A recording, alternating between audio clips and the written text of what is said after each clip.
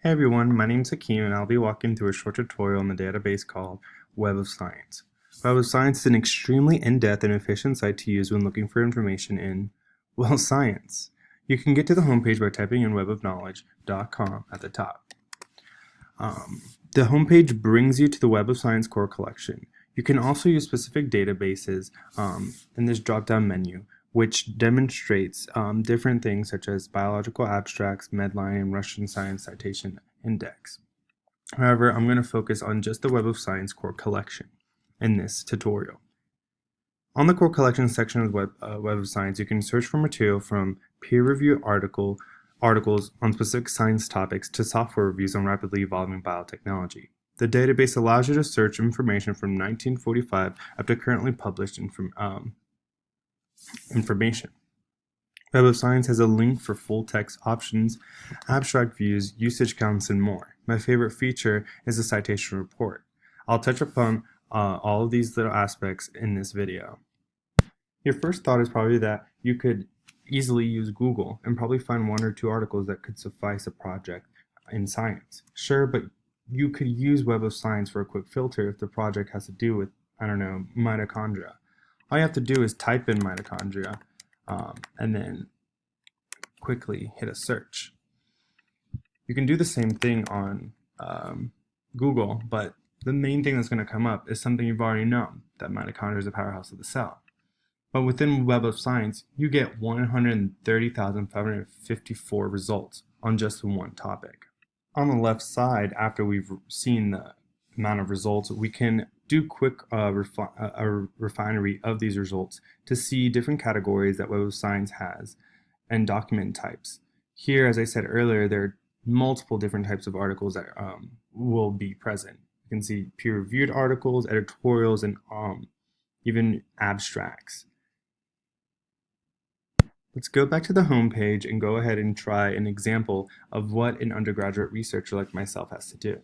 Let's say that you have to do a presentation on something related to iron sulfur clusters, and specifically something that you can further your project on the study of your sulfur transferase enzyme. The only rules your professor gives you is that you mustn't use something published earlier than 2005 and to steer clear from any competitors' articles. That's easy. With Web of Science, that is. First, all we would need to do is delete by using the X and then retype what we wanted to search. In this case, iron sulfur clusters is the main topic the professor mentioned. Then we can pick what it refers to. In this case, it is a topic from this drop-down menu box. If we wanted to do a basic search, like we did with mitochondria, we can just hit search. However, there were other parameters that the professor mentioned, so all we had to do is add another field. Within this search, we can find another drop-down box which has and, or, and not.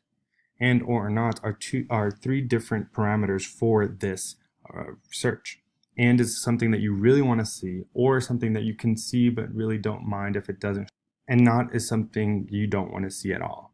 And this something being the keywords that the professor mentioned. I've gone ahead and added all the other keywords that our professor mentioned. Once we hit search, it'll search all the databases with that specific search.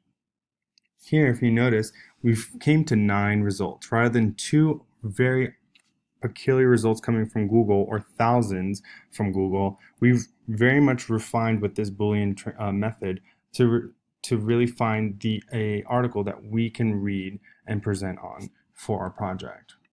This sort by mechanism here allows us to find other ways to filter our results.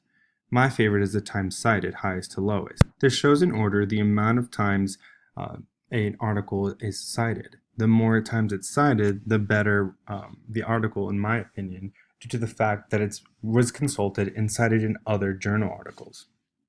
This is something that is much unique to Web of Science. The only limitation of this could be that the article was just published a week ago and not many people have gotten the chance to cite. And because publications do take a while to come by. Lastly, to access this information, we go to the full text option. Here, a tab pulls up with the information on an article that is relevant to our topic. All in all, Web of Science has even more advanced search options that are extremely feasible and understandable. I thank you for watching this video and wish you all good luck on your scientific endeavors.